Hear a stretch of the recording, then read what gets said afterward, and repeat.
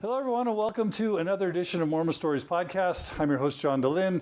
It's September 29th, 2016, my daughter's birthday. And we're here in Salt Lake City downtown, very, very excited to have with us someone who will be familiar to our Mormon Stories audience. His name is Dr. Greg Prince. He actually was the first person I ever interviewed for Mormon Stories podcast.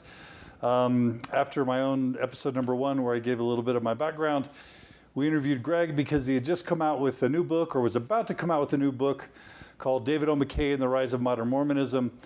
And that was a really fantastic way to kick off Mormon Stories podcast. Since then, Greg's been super busy. He helps out with Dialogue, the Journal of Mormon Thought. He is an entrepreneur. We're going to talk about the work that he's done, both in dentistry, but also in other areas of science and medicine. We're going to be talking about his life. But also, Greg has recently come out with a brand new book. The book is called Leonard Arrington and the Writing of Mormon History. You've probably heard me mention Leonard Arrington in the past on Mormon Stories, but Leonard Arrington was church historian for the LDS Church, early 70s to early 80s. I want to say 72 to 82, is that right? Mm-hmm.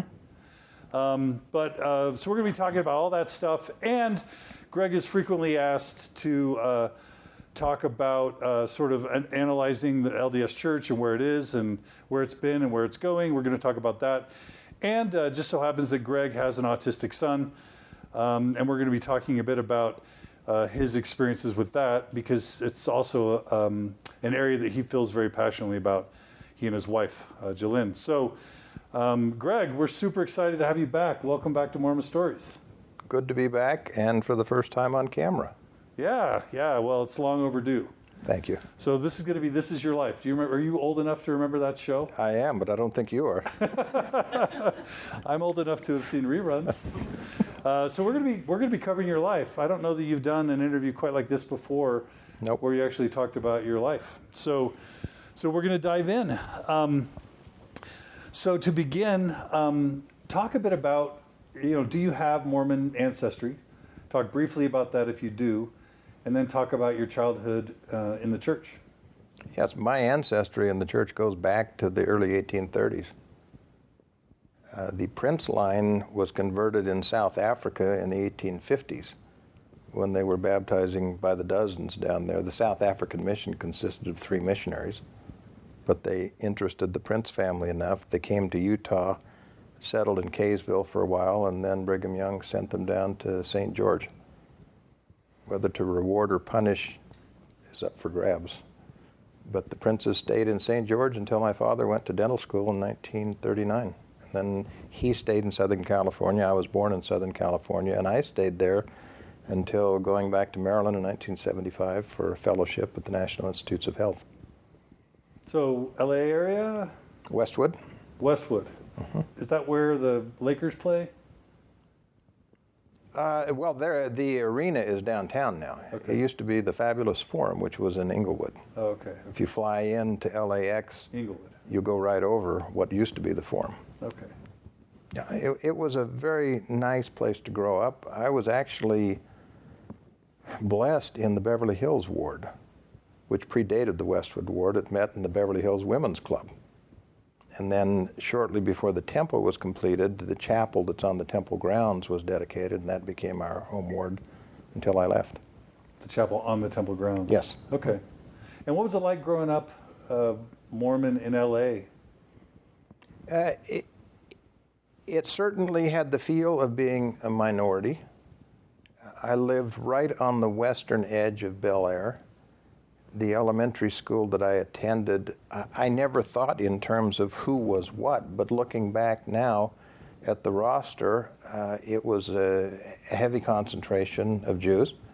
And so I grew up from the very earliest age having as many of my best friends Jews. It was never an issue for me, nor were Catholics or anything else, because there just weren't enough Mormons in that residential area to create any sense of an enclave. And we got along with everybody as a result. It also meant that the church down there, I think, may have had more of a familial flair to it than in more heavily Mormon areas. That when we congregated at the chapel, whether it was on Sunday or Tuesday night, which was mutual in those years, or Thursday afternoon, which was primary in those years, there was a sense of community there that I think was more acute because it didn't exist in our neighborhoods. But it was a wonderful upbringing, and I think for that area, it was a golden era. Westwood now is so high-priced that it's undergone what a lot of urban areas have undergone, and that is a thinning out of wards in the central cities. It has never regained the vitality that I think it had in the 50s and the 60s when I was growing up there. We see the same thing in D.C., that the inner city wards that used to be very vibrant are now very thinly populated, and some of them have to be dissolved or combined with others. What are some of your most fond memories growing up in the church in LA? Like, you know, I would think of like primary or young women's or young men's or whatever. What would be some of your memories? Nothing really strikes me as being ahead of the pack of other things. It was just a nice, continually comfortable environment. I felt that the people who were in the ward of all ages were very welcoming. I'm sure that that translated down from their relationship with my parents, but nonetheless, they were always very friendly towards myself and my siblings. The proximity to the temple was nice. It also turned out that the temple and my junior high school were adjacent to each other. So by the time I got into junior high school, the Mormon thing was not a big deal for any of my classmates because they could see this big building next door, and they pretty much got what that was all about. Certainly never felt any sense of persecution. Were you involved in young men's, young women's, youth activities? Oh, sure. MA, mutual? I went through all of the hoops as a kid, graduated from seminary, got the individual awards that they haven't given out in a long time. Did they have dances? They had dances, mostly stake dances. Did you enjoy those? Were you a dancer? Not a very eager dancer. I didn't fall over, but I didn't perform well. What kind of kid were you? Were you like a jock? Were you a nerd? No. Were you an intellect? No. Were you? My brother Steve was the family jock. Okay. Really a very good athlete. My older brother and I found other things to amuse ourselves. What was your interests? I think I was more interested really in things of the mind. I didn't realize it at the time. I would hear about it at junior high school in particular. I can remember one teacher who talked incessantly about intellectual curiosity. I thought, well, that sounds interesting. But looking back, those were the things that I was more interested in than getting out on the athletic field. I played church basketball and church baseball, but I was never stellar in that. I tried out for sports in high school and didn't make the team, but it was no crushing defeat for me. Just thought, well, Steve did it, so I should at least try. Any favorite authors or books or intellectual heroes as a young man? No, it was more, I think, just being immersed in the culture and dealing with people and ideas. I wasn't deeply read then. I don't know that I am now, because once I got into science, then all of my reading got channeled in that direction, and once I started to write books, then more than all of my reading was channeled into doing the research on the books. But it was a gradual process with no particular punctuation mark that I can identify of maturing intellectually. I think that process really kicked into gear when I went to college.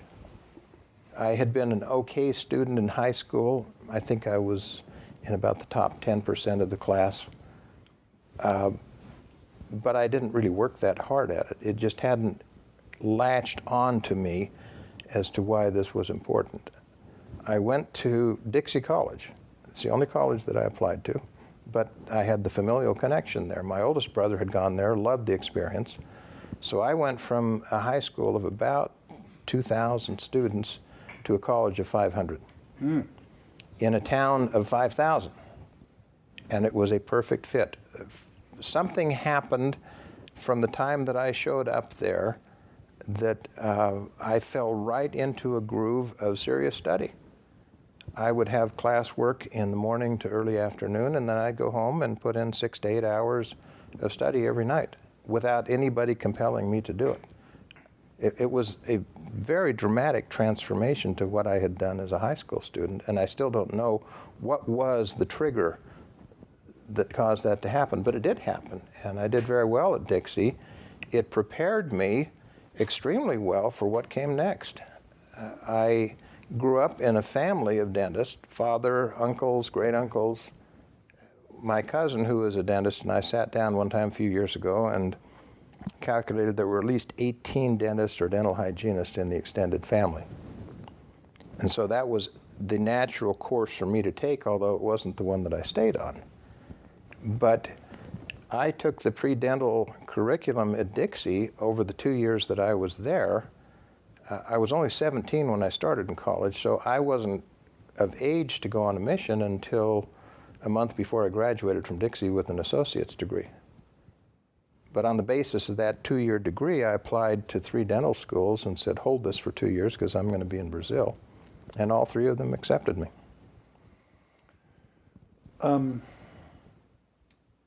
As you were growing up, both in LA and then at Dixie, describe what your testimony was like or what it was based on. Well, in LA, it was a very conventional, probably more rote type of testimony. I grew up in a very conservative family. My parents, particularly my mother, later became much more progressive in her thinking. And I really welcomed that when I saw that happening. But I didn't really question anything. I just went with the flow all the way through high school. And even at Dixie, St. George in 1965 was not a liberal community. Still isn't. You should have seen it then. For a time, I went to a barber who was overtly a John Birch Society supporter.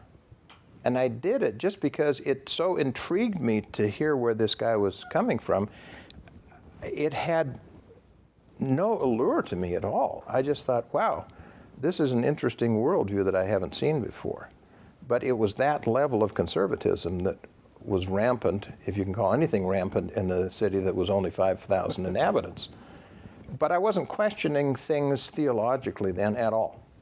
That's where my mind started to get opened to the scientific disciplines. And that seed was planted deeply, and it sprouted while I was still there. I had mentors at Dixie who have had a lasting impression on me. One of them who's still alive, in his late 90s now, and still has his faculties about him.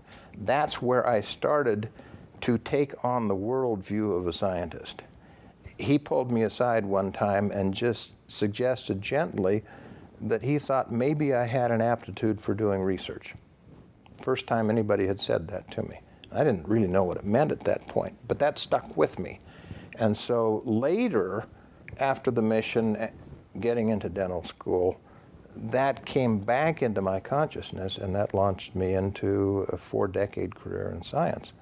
But the questioning on theological issues wasn't there at all when I was at Dixie.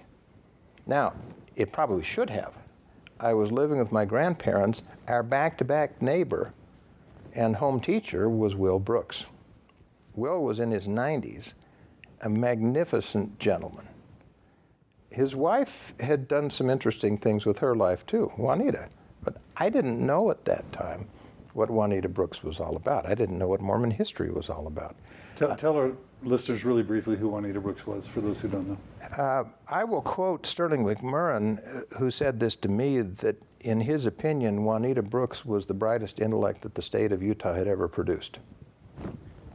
What can you say above that?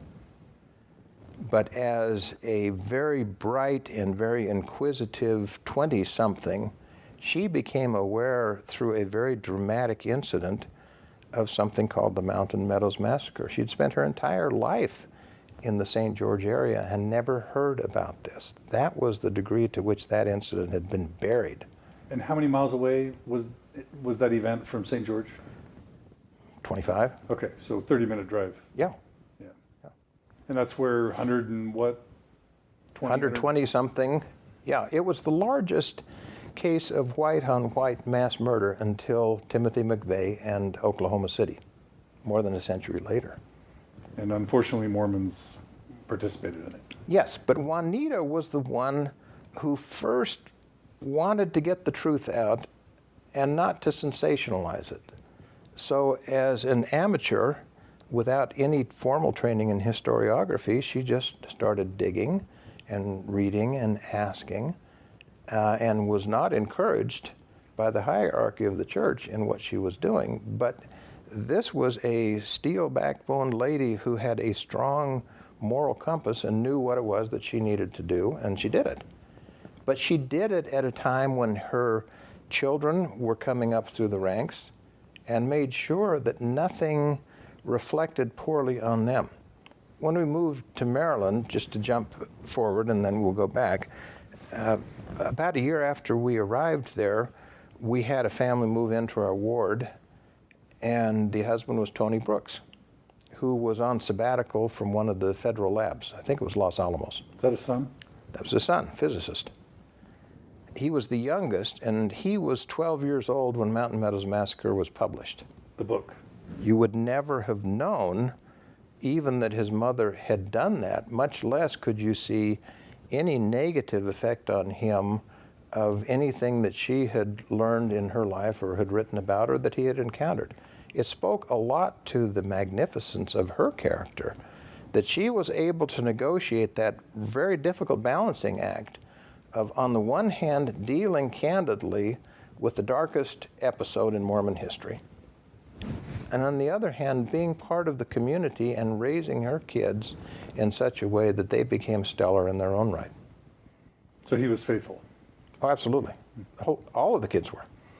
And you bring this up because I think what you said was you should have maybe... I didn't know who she was. Your curiosity, but yeah, but you had no idea. Yeah, the most vivid memory I have of Juanita is that Dr. Barnum, the science teacher, came into the lecture one day and said, on Friday night, whatever it was, you're all invited to dinner at Juanita Brooks' home, because one of the Dixie alumni, who is a member of the National Academy of Sciences, is going to be in town, and she thought it would be nice to have the biology students interacting with this distinguished scientist. And we went over there, she cooked dinner, and then we sat around, and Jay Segmiller talked about his work in medical research. It was an amazing experience, but that's the lasting memory that I have of Juanita, that it wasn't just that she was intent on writing history in areas that interested her. She had a broad world vision, and she wanted to help impart that on the younger kids, and she felt that this was a good way to do it. Just a magnificent gesture on her part. So going into your mission, you were a traditional Orthodox believing devout member. Yeah. And anything, I'm sure it was a wonderful mission.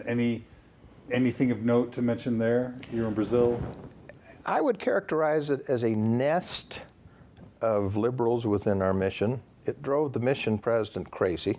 Around what year is this? 1967 to 69, southern Brazil. At the time I went down, there were only 2 missions in the country. There was only 1 stake in South America. There were 20,000 church members in the entire country that's larger than the continental United States. It didn't really start to take off until half a dozen years after I came back, and then it exploded. I think now it's the 2nd largest country in the church. If it isn't, it's right behind Mexico, and it will surpass it shortly. But it was an interesting, wonderful experience. It was a cultural shock. Flew down there. I had never traveled outside the United States until that point. We spent the first night in a hotel near the mission home, and then the next day we were given our assignments. I was put on a bus and met the missionary that I was replacing. So he drew me a map. He says, here's the bus station, here's where the missionary apartment is. What he didn't realize is it was a double city. It straddled the state line. And the bus station he wrote about was not the one that I was shipped to. So that was an interesting experience, winding up there in an evening, carrying 2 suitcases and not having a clue where I was going. But about a half hour after the bus ride began, the pavement ended. I was going from a city of 1 million to a city of 50,000. And for the next 5 hours, we were on a dirt road. And that was the best road between those 2 cities. So my education of cultures other than American cultures began pretty early and pretty abruptly there. But it was a good experience down there. I would occasionally interact with some of these nestlings of liberalism down there, and it didn't ever upset me, but it just got me curious. They would say things and I would do a little bit of fact checking and think, they're right, how about that? But it was never a crisis for me. I think the best metaphor for the transformational effect of my mission was that when I went down, I carried Bruce McConkie's Mormon Doctrine with me. When I came back, I left it there. You left it there? Had you read it? I had read enough of it to get a general flavor for it. And your reaction? It didn't appeal to me that much. The idea that something as complex as a religion could be reduced to one-liners or to single paragraphs didn't fit within the worldview that I was developing. I think some of that had to do with my appreciation of science, even at that early stage, though I didn't become a de facto scientist until several years later. But it also didn't fit within my just life experience, even though I'd only had 2 decades under my belt, that any of the questions that could be asked could be answered so definitively in such a short space. Again, it wasn't a crisis for me, but it wasn't a book that just resonated with me. Later, I moved into a ward in Maryland where the gospel doctrine teacher had to rebind his copy of Mormon Doctrine because he'd worn it out, literally had worn the binding out. I wasn't cut out of that cloth. Nope. So I didn't really move from the conservative side to the liberal side in Brazil, but my roots, or for those who grew up in St. George, roots, were loosening a little bit when I was down in Brazil. I think the big transformation came shortly after I returned. I got back in the late summer of 1969 and immediately enrolled in dental school at UCLA. Any of the University of California campuses, but particularly Berkeley and UCLA, in the late 1960s were interesting places to be. You can go back and look on YouTube. Oh, I think I have a sense. This is your life. Were you a Beatles fan? A what? A Beatles fan. Did you like yes, the Beatles? yes. But I pretty much missed the wave of that because I was in Brazil from 67 to 69, and I think shortly, it wasn't late 68 or so that they broke up? I want to say they went into 71, but I'm not No, I don't think they totally sure. did. I think they had pretty much disbanded by the time I came back. But Woodstock and all that stuff. Yeah, Woodstock had happened before I got back. Okay. Brazil at that time realized there was no internet. We didn't telephone back and forth. So I was really culturally isolated and didn't realize how much so until I got back. I missed the election of 1968, including the Democratic Convention in Chicago in 1968. Had no recollection of what was going on there. These were huge cultural upheavals within the United States. Vietnam really was going south while I was in Brazil. But I got back, and for years after that, I would hear about something or hear something replayed or hear a song and think, where'd that come from? Well, it all came from that 2-year gap where I was just totally out of touch with what was going on in the United States and most of the rest of the world.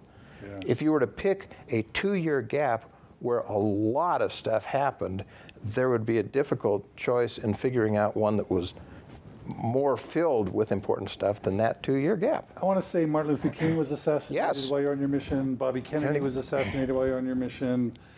Lyndon Johnson announced he was not running again. Yeah, these were enormous Nixon upheavals. gets elected. Nixon gets elected. Look at everything that's happening in Vietnam. It was Kent State riots. Yes, all of that was happening. On your mission. And here I'm down in Brazil, clueless to what's going on. No, when I was on my mission from 88 to 90, and the Berlin Wall fell, like Tiananmen Square happened, like communism disbanded, and I was clueless in Guatemala. So I relate a little bit to that. and sometimes, even a decade or two later, I would hear something and not be able to put it into context. And then I'd look into it. Yeah, it was in that window. Yeah, that's cool. So you're at UCLA in dental school. So talk about, so meeting JaLynn. That's later. Okay. So anything notable about your time in dental school? Oh, yeah, absolutely. The UCLA Dental School had opened just 4 years before I enrolled, and quickly became, I would say, the top dental school in the country. Of course. Of course. But it was a very good dental school attached to a very good medical school. And that became important. I had been accepted down at USC, which is where my older brother went to dental school. The dental school there was a separate building a couple of miles away from the medical school. That would have been a bad choice for me, considering where I finally went in my career path, whereas at UCLA, the Center for Health Services is a huge, huge building, and everything was in there. Medical school, dental school, nursing school, public health school, hospital, all under one really big roof. And that became very important because later I started to shuttle back and forth between the dental school and the medical school. That wouldn't have been possible in many campuses.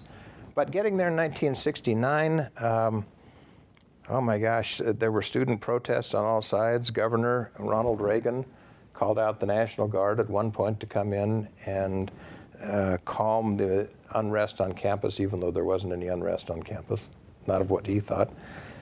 And UCLA Ward was an amazing place.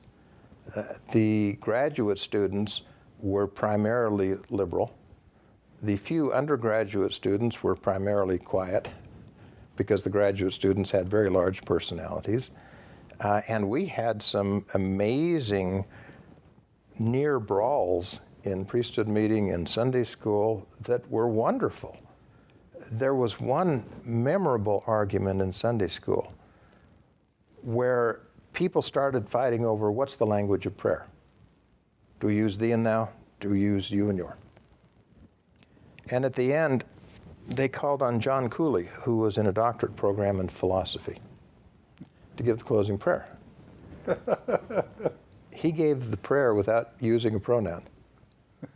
And I thought, John, you're a genius. That's probably hard to do on the fly. It is hard to do, and he did it, and it was a beautiful prayer. But it was that kind of thing. You couldn't be in that ward without having your mental juices stirred up constantly. It was wonderful. The Institute newspaper was called Polylog because it came on the heels of Dialogue, and Dialogue at that time had its office at UCLA. Bob Reese was the second editor of it. Was he your bishop? No, that was later that he was bishop of the Singles Ward there. And then there was a regional independent LDS student publication called Contempo that at one point published a very scathing review of a book written by Ernest Wilkinson, who was the president of Brigham Young University. And that brought down the hammer of the hierarchy, and that thing went out of business. But nonetheless, it was really a fascinating place to be at that time. There were far more non-health science graduate students than health science graduate students. And so you were exposed to a lot of disciplines that you may not have been in some other universities that might be near a dental school or medical school where there are a lot of LDS people. Like Case Western and Creighton are heavily populated with Mormon students and have been for decades. We didn't have that at UCLA. So we got this broad exposure that certainly spilled over into theological areas, and that's where I really started to be awakened to the possibility that there was more than one way of looking at this religious belief system. Were you aware when Dialogue was founded, and were you aware of Eugene England at the time? Had you met Bob Reese by this time? Were you plugged into No. Leonard Arrington, any of the Mormon intellectual movements that were stirring in the late 60s, early 70s? I saw the first issues of Dialogue when I was at Dixie, because it came out in 1966, and I was there from 65 to 67. But I wasn't engaged intellectually in these issues at that point. And when I got home from Brazil, being plunged immediately into dental school was an interesting immersion. It's hard for anybody coming off a 2-year mission to get back into that academic groove. But if you're coming back into undergraduate studies, the groove that you're getting back into is, okay, I'll take 12 hours this semester, and I'll be in class for 3 hours a day and then have the rest of the day. Dental school, it's a 40-hour week in class, immediately. And I hadn't used those academic tools in 2 years. So it was an attention-getting transition to get back into that groove, and I didn't have the time or the inclination to really broaden my own reading. I was getting it peripherally from just bouncing around in the ward and talking to ward members, but I wasn't doing any kind of serious reading at that point, and really didn't until after I got back to Maryland. I was just too consumed with being first a professional student, getting a dental degree, and then turning right around and getting a PhD in pathology from the medical school. Talk about how that happened, pathology. I mean, aren't you, I would think you just become a dentist, just like That's what I thought, your too. dad. How did your interest in pathology spark? There have been times going through my life where things happened and I didn't realize until later how crucial they were. I suspect that this happens with most people, but they may not even be aware of it. And one of the crucial things that I did when I got my mission call was to buy a missionary diary and write in it. And I thought, okay, I'm going to write every day while I'm on my mission.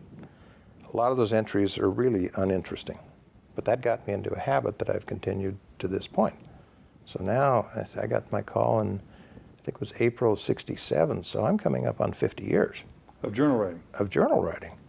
When you do that, number one, at the end of the day, you're reviewing what happened that day, and you get insights that you didn't realize while it was happening. And as you read backwards later on, you pick up even more, and you can see patterns in your life that you couldn't see when you're on the road just plunging forward. Well, one of those crucial events over which I had zero control was that the dental school course in general pathology, which was a required course, was taught or was chaired that 1 year by Bill Carnes. Bill had been the chair of pathology at the University of Utah Medical School, and then there was a mass exodus from that department down to UCLA, and he became the chief of the autopsy service there. Well, that 1 year in the entire history of the dental school, he was the chairman of the dental course.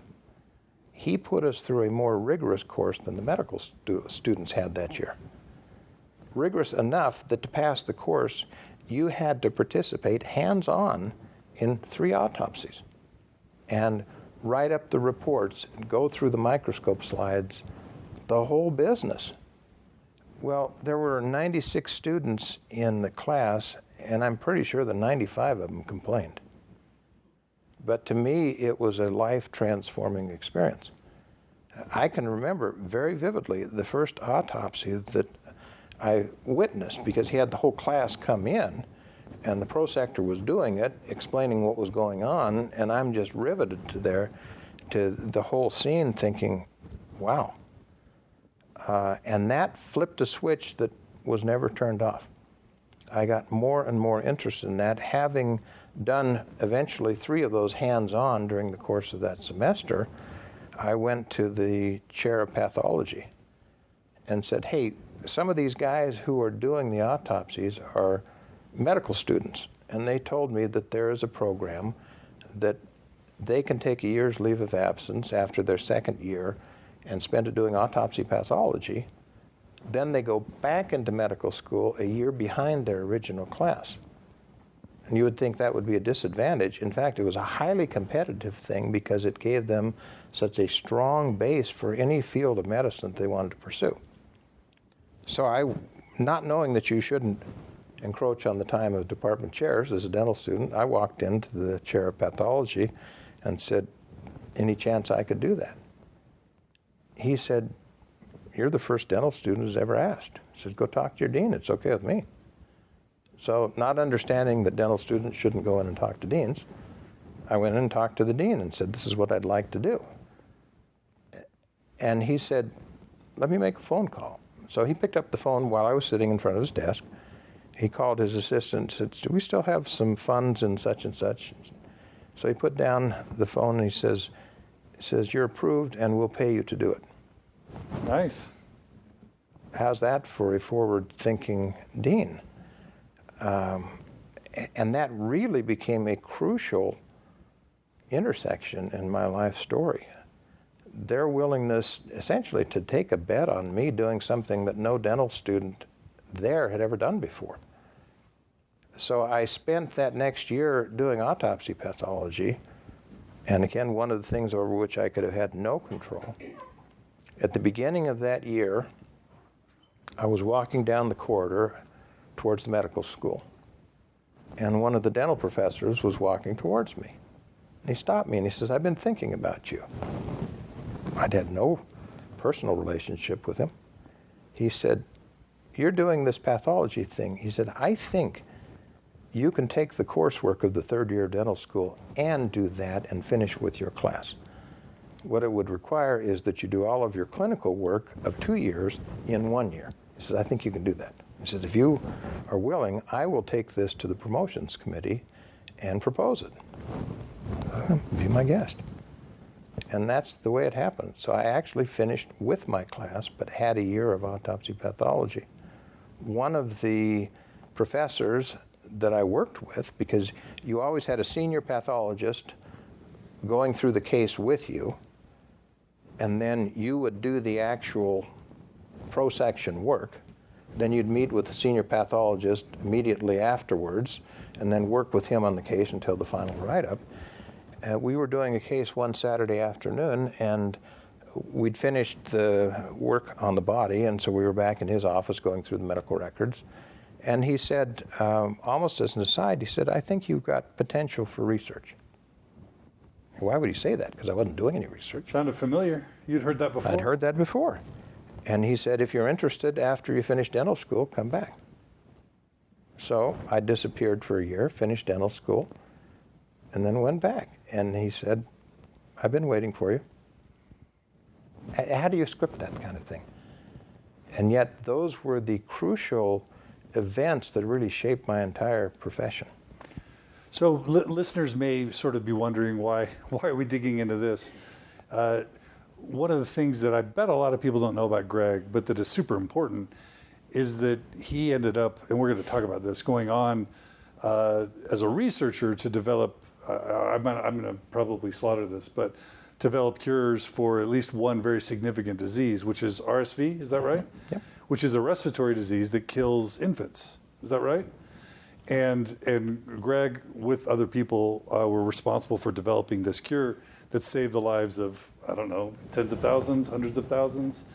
And it's probably the main way that he probably generated whatever income he's generated in his life.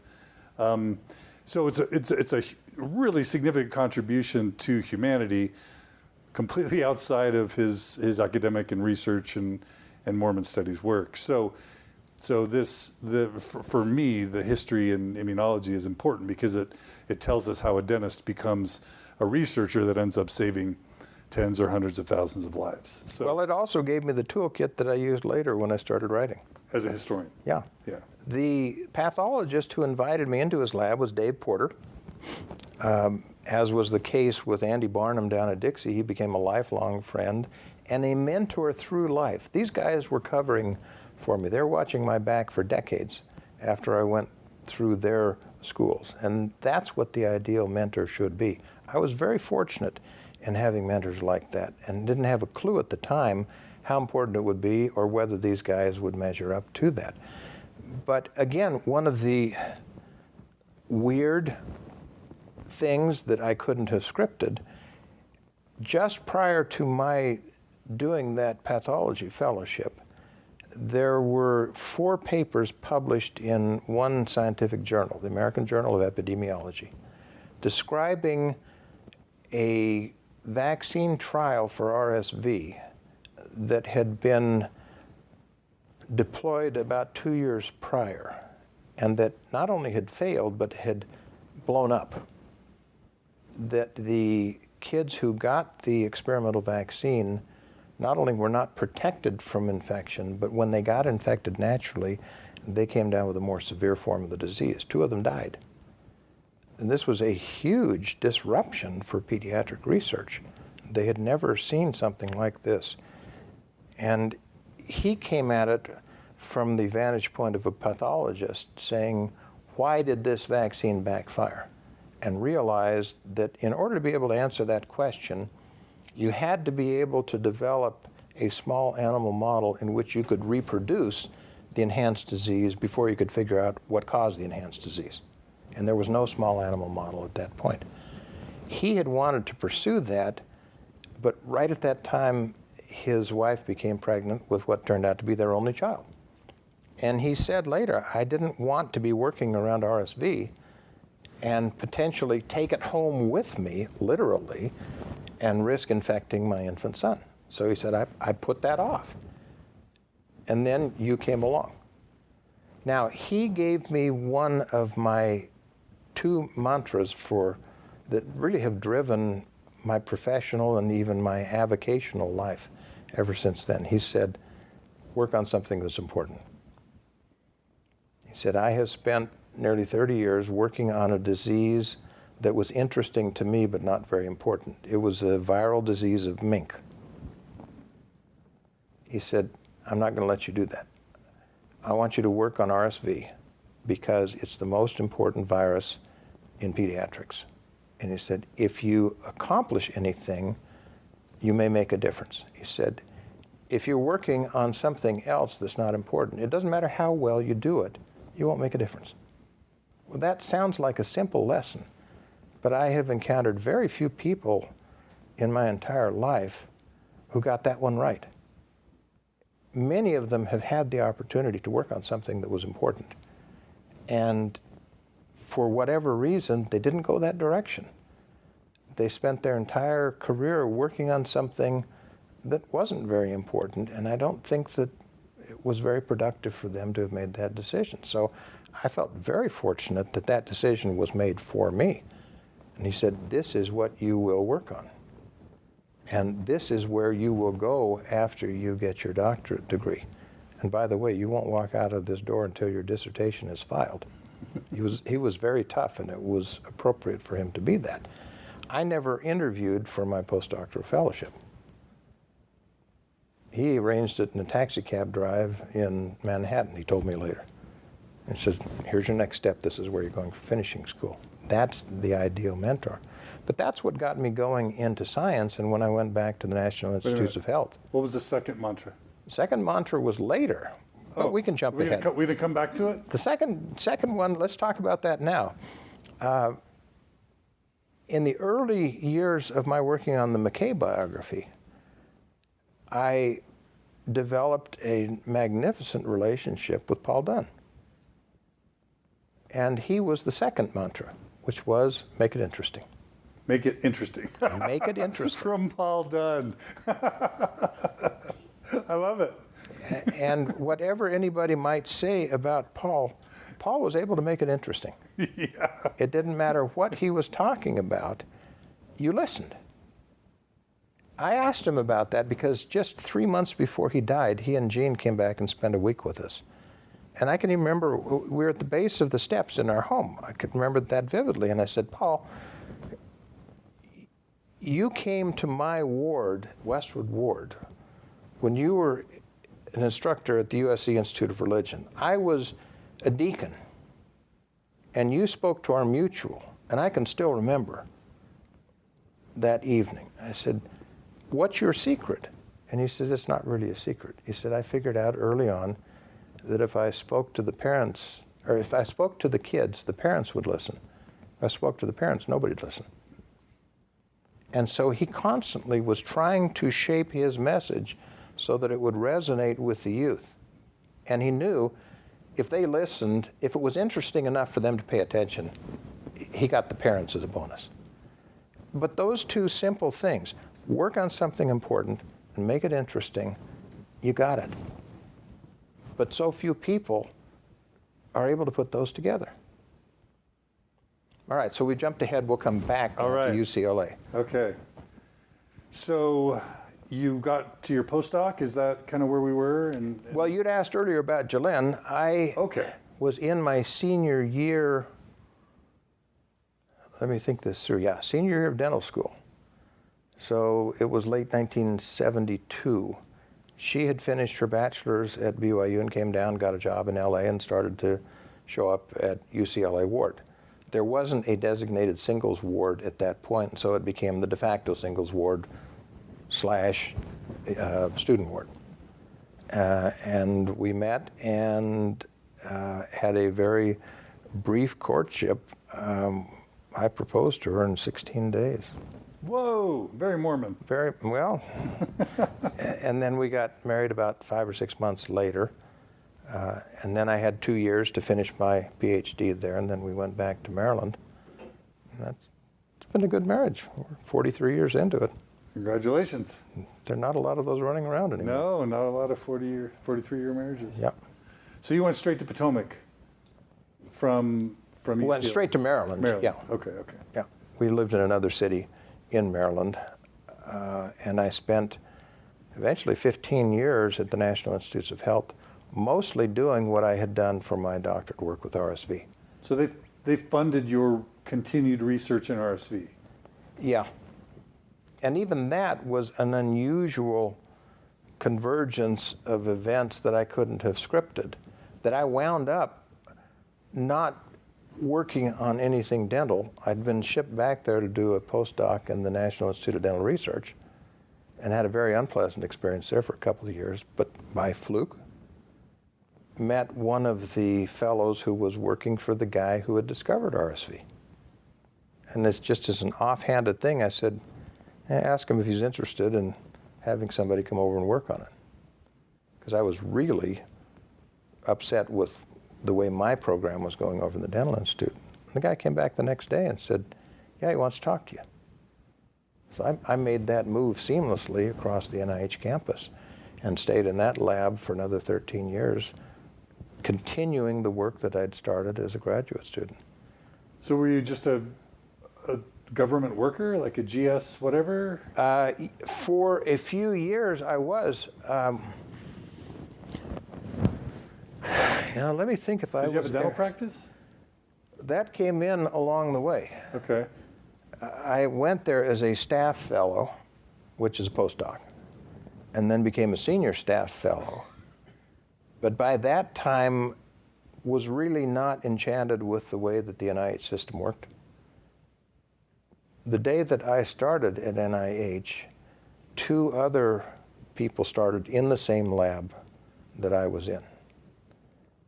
I had 2 doctorate degrees. They had 1, but theirs was an MD. They had 0 laboratory experience. I had a dissertation under my belt. They didn't know what a test tube was. They were paid 40% more than I was. You didn't like that? I thought, this is not a good signal, and I later found out that that's just the way that the whole system had been set up there, that the hierarchy was stacked highly in favor of the MDs. At one point after, it may have been after I left NIH, but I sent a letter to Bernadine Healy, a very famous physician who for a while was the director of NIH. And I just said, just for your information, here's my history. And this is something that I think you should consider trying to fix, because you've got PhDs and you've got dentists, and the system is stacked against them. And she wrote back a nice letter and said, basically, I feel your pain, but it would take a legislative change for us to be able to do that. In other words, it would take an act of Congress, literally, to fix that. And I don't think they ever did. So how did you go from researching at the NIH to an entrepreneur that was able to be quite successful? Well, there's a missing piece in there that I'll fill in. After I finished dental school at UCLA, I made sure that I took my boards so that I could practice on the side. And I practiced in my brother's office on the side for 2 years while I was in graduate school. Then moved back to Maryland, got licensed there, and was just doing it part-time, like on Saturdays. Another one of those fluky things, I was at a meeting at the Rocky Mountain Laboratory, which is an NIH component in Montana. And JaLynn called and said, so-and-so, in whose office I had been working on Saturdays, is leaving town. He said, I just drove over to his house to find out what's going on. He was packing his car. This guy had been in practice there for over 20 years. And over the phone, we negotiated my buying his practice. Well, it turned out the reason he was leaving town is that he'd been having affairs and caught up with him. He was also in the bishopric. So that was really my entree into having my own dental practice. How do you script that one? I did it on a part-time basis. I had associates who would come in and fill in the hours that I wasn't there. But that allowed me to get a more decent living. I could put bread on the table. When I went back and started at NIH, having 2 doctorate degrees under my belt, I had an annual salary of $20,000. Yeah. Even back then, that wasn't much money. And so this allowed me to supplement it. But it also took me into a different career path. So getting back to your earlier question, I don't recall that I ever had a GS rating. I always had these other kinds of appointments, and for one period was put on a contract with Johns Hopkins University just to allow me legally to keep doing the work that I was doing in that lab, but the money was channeled up to Hopkins and then back to me. But it was a very good atmosphere for science at that time. NIH was well funded. We didn't have to go through a grant writing process that academic scientists have to do continually. It was a line item budget for our laboratory. And so we could just concentrate on doing the work. And I was given enormous leeway. I'm still surprised at how little my lab chief was looking over my shoulder at what I was doing, even though this was his pet virus. He was the person who had first discovered the virus in 1956. And I think he was questioning how useful my research was, because it was going in a very narrow channel towards a practical outcome. Now, you've been around the research institutions enough to realize that the study sections and the editors aren't interested in practical outcomes. They almost make an article of faith that they don't want to go in that direction, and they will downgrade your paper or your grant application if it looks too practical. Am I speaking incorrectly? So true, so true. And here I was, and I think it was mostly because I was a clinician. I was a practicing dentist. If you're a clinician, you're focused on 2 things. You either prevent something from happening that shouldn't happen, or if it's happened already, you try to fix it. Doesn't that pretty much sum up clinical work in general? Mm-hmm. And so I was very much in my professional life as a dentist focused on, all right, fix it. And I carried that over into the science. And the other scientists in that laboratory were interested in just pursuing science for its own sake. And you've heard that phrase ad nauseum, I'm sure, in your own career. But it turned out that the animal model that I had developed was giving me the right information, even though everybody else was charging off in the opposite direction. And eventually I walked into his office one day and dropped about 2 inches of papers onto his desk. And I said, here's what I've been doing. And when he read through that, a light went on in him, and he realized, you're onto something. In 1 minute, how would you describe your animal model or what you were doing or your line of research? Well, I'll back up and go back to that ill-fated vaccine trial. In the late 40s, early 50s, polio was a terrible, terrible plague throughout the world. There were waves of epidemics that would just decimate communities. You would see pictures of the iron lungs, and you would see people with crutches or in wheelchairs. And it was a horrible disease, but it wasn't endemic, it was epidemic. And you would have some years where it would just be like influenza can be, and just a devastating epidemic. Well, there were two approaches being taken simultaneously to try to fix polio. Albert Sabin wanted to weaken the virus so that it couldn't produce the disease, but it still looked to the immune system like polio, so that the immune system would then mount a response that would effectively ward off any subsequent exposure to the virus. And we've got vaccines to this day that are of that variety. They're live, attenuated, weakened strains of the bacterium or the virus. The other was Jonas Salk. And what Salk did was to grow up a bunch of the virus in tissue culture and then add a very small amount of a chemical that would inactivate the virus, formaldehyde in this case, but that wouldn't change it so much that it didn't look like polio anymore. Because again, the trick is if you inject that vaccine, the immune system has to think that it's the same thing as infection, and so it produces this response that then protects you from subsequent infections. Well, it turns out that both of those approaches worked. Salk's crossed the finish line first, and deployment of that vaccine began in about 1954. I can remember the first time that I got that vaccine was when I was visiting St. George on the summer vacation. And it had just come out, and we got it right there in St. George. I got it right there in my rear end. And I can remember having a brief argument with the doctor who wanted me to pull my pants down. I was in swim trunks, and I said, no, I'll pull them up, but I won't pull them down. And finally, I won. But what Bob Chanik, who had discovered RSV, did was to take Jonas Salk's recipe and just move it over to a different virus, which made sense. So he grew up RSV in tissue culture and then inactivated it. Essentially, it was the same recipe that Jonas had used, but it's a different virus. There was no animal model for it at that time, so there was no way of doing any kind of safety testing before it went into clinical trials.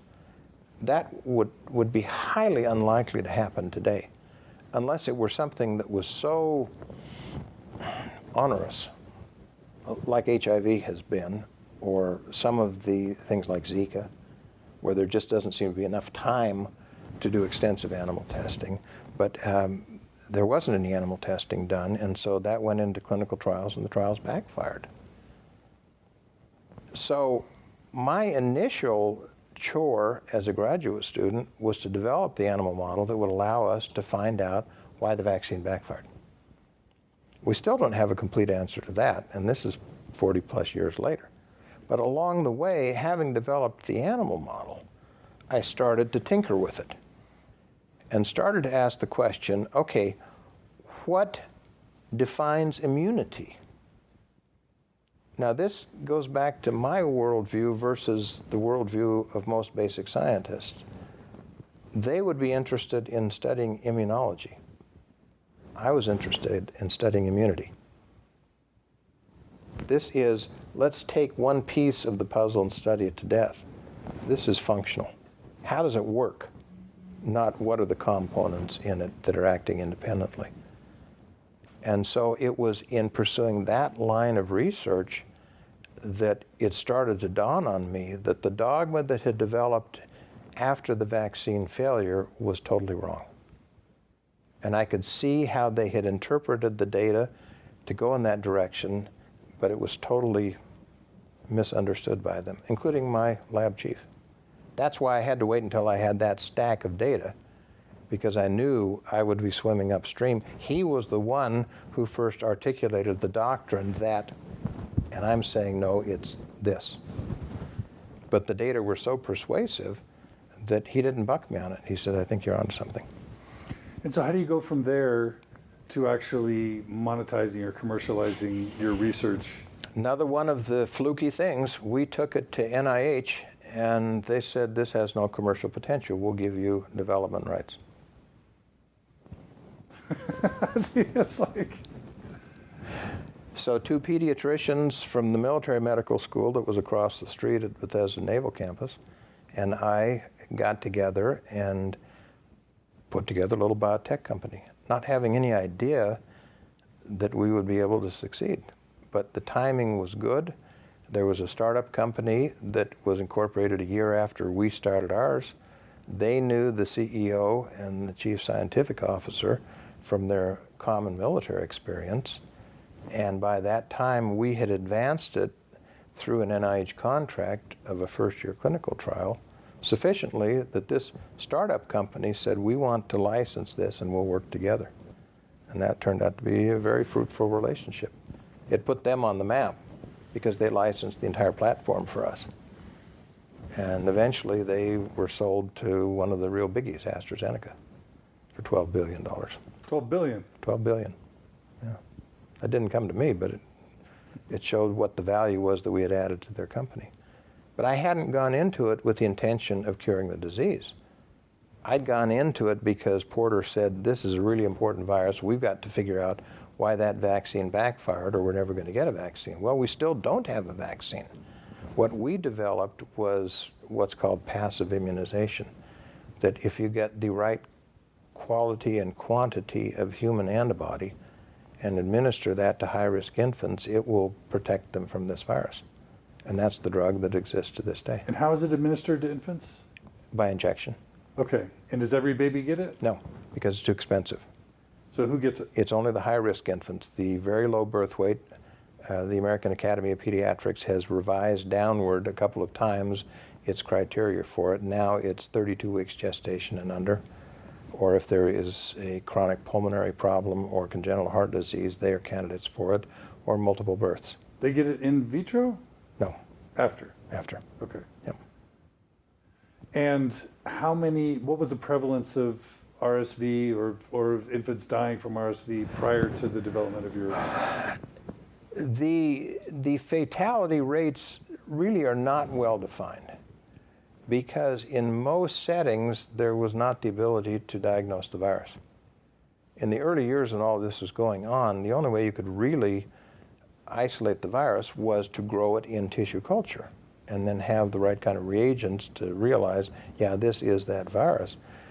Very few centers in the country could do that, and certainly not the pediatric clinicians out there in their private office settings. So we don't know the answer to that. What we do know is that RSV still is the most prevalent virus infecting probably not just human infants, probably all of us, because it has learned over its evolutionary span to trick our immune system. We can't develop long-term immunity against this virus, whereas if we're infected with flu, we'll never see that strain of flu again in our entire lives. This one can reinfect us every year throughout life without changing. It has tricked our immune system instead of doing what flu has to do, which is mutate away from existing immunity every year in order to stay in business. So the answer is probably 50% of human infants are infected with this every year. And when an infant is infected in a severe way, what are the symptoms? And it can go very quickly, as within hours, from sniffles to pneumonia. And pneumonia is the real thing that you worry about with RSV. That's what can take these kids into the hospital, and it can kill them. Though the level of supportive care now is good enough that in most pediatric hospitals, most of the kids will probably come through. But if they got these cofactors, like their very low birth weight, or if they've got chronic pulmonary disease, or they got congenital heart disease, those amplify the risk to them of having a fatal outcome. And so pneumonia was the killer, and you don't have a sense for how many were dying before, but We just don't have reliable numbers. but would it be 1,000 in the U.S.? Would it be 5,000? You don't even know. No, nobody knows. Do you have a sense for how many dosages of your vaccine or whatever would be used per year? Yeah, it's in the neighborhood of 250,000 a year. 250,000 a year. 250,000 infants a year are treated with this drug. Yeah. So it's 250,000 a year for now. Yeah. Now AstraZeneca is currently testing in clinical trials what would be a third generation drug that would be potent enough that it could be given just once. Ours has to be given every month during the RSV season, which is in the northern hemisphere, it's the winter. Yeah. This could be given just once, and that would lower the cost enough that it might be the standard of care for all infants. So stay tuned. Yeah. It would work on all infants. The problem right now is the cost is prohibitive. So the cost-benefit ratio is unfavorable for full-term births. It's very favorable for the high risk. But you, along with your colleagues, ended up developing a cure or treatment for RSV that probably has saved tens, if not hundreds of thousands of lives. Is that fair to say? Yeah. How does that feel? It doesn't keep me up at night. I don't think my hat size changed. You didn't let your along head the way. get too big, you're saying? No. The most gratifying part, actually, is that every now and then a parent, usually a mother, because men are useless, will find out what my role is and say, my twins, my triplets, my preemie got your drug. That's good. Makes me messed up, I'm sorry, but yeah. Makes you what? It makes me get misty talking about that part of it. But that's the real payback, is to realize that it is making a difference, and then to have that contact from the parents who will say, yeah, you made a difference. All right, move on. All right, we got him misty. Got Greg Prince misty. That's part one of my three-part interview with Greg Prince. It's been fascinating to hear about that part of your life. I don't think most people know about that part of your life. I don't talk about it. Yeah, he doesn't talk about it, but he did today.